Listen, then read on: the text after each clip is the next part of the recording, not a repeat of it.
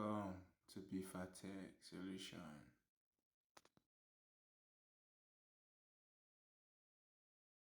This is Itel S17, about to do hard reset on this phone.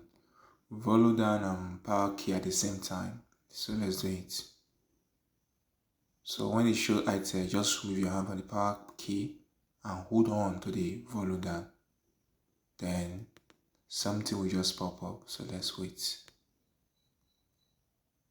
Good. So now use the control key, the volume down, the volume up. Let's scroll now to wipe data factory reset. Then press the OK power button. Wipe data factory reset. Okay, scroll down to factory data reset. So you see down there is showing formatting data. Format complete. Now let's reboot the phone. Let's reboot.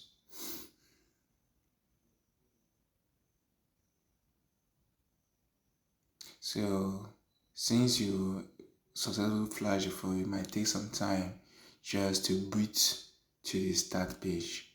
So you just have to be patient.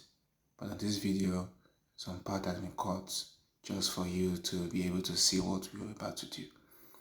So the phone is almost complete for the Hardreset. And just allow it to boot up.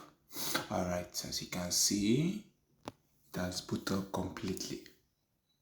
So at this point, it will be asking you for Google or the PIN. So in the next video, I'm going to show you how to do the bypass on Itel S17.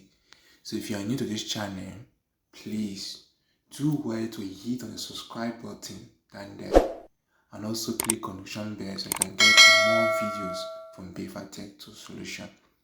Thanks to all our returning subscribers. Thank you for always being there with us. We'll continue to supply you guys with more videos. Please show love to Tech Solution. Click on the subscribe button. Alright, so at this stage, it might require you to connect your Wi-Fi just to process every information you need to set up this phone.